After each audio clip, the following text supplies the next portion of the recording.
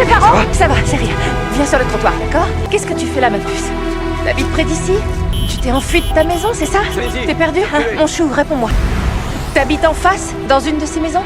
Est-ce que t'es perdu? Étrangement, la fille n'a pas répondu. Burgess a dû dès à bord demander à son coéquipier d'appeler le commissariat pour obtenir de telle aide. Elle a découvert le nom de la fille Makayla sur les vêtements. Alors LS s'est empressée d'en informer son coéquipier. Peu après, ils sont arrivés devant la maison de Makayla. Burgess a frappé à la porte, mais personne n'a répondu. Elle a dû observer l'intérieur par la fenêtre. Et elle a remarqué que quelque chose n'allait pas. 5021 Eddie, demande de renfort au 4818 Southwells. Bien reçu, 5021 Eddie, les renforts sont en route.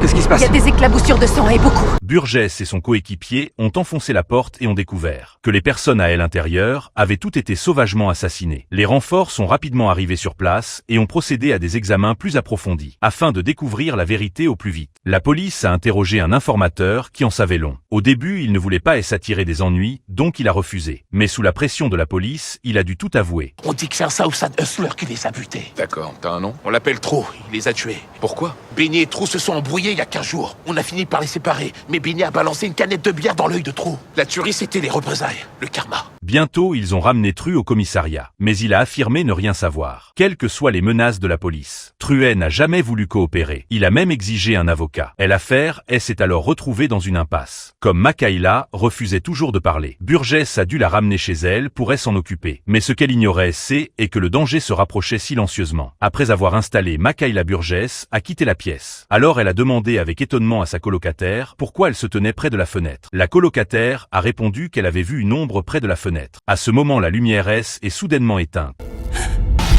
À terre! Qu'est-ce qui se passe? Restez à terre! Makayla!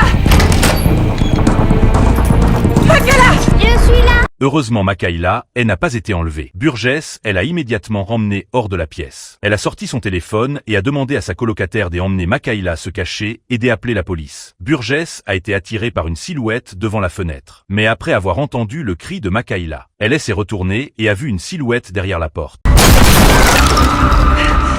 Heureusement, le tueur n'a pas fait un autre geste et est reparti. Pour protéger Makayla, la police a décidé de la placer dans une planque. De tel autre côté, les coéquipiers demandaient à Tru de coopérer à l'enquête. Grâce à la persévérance des coéquipiers, Tru a finalement tout avoué. Regarde-moi, t'as dit j'aurais jamais mis les pieds dans cette maison. Je crois comprendre, c'est à cause des mesures de représailles? C'est à cause de Benny? C'est bon, j'aurais jamais mis les pieds dans cette maison à cause d'elle. C'est elle la raison. Elle est protégée. Si je m'approche d'elle, je suis mort. Quand tu dis il, de qui tu parles? Mon papa et elle.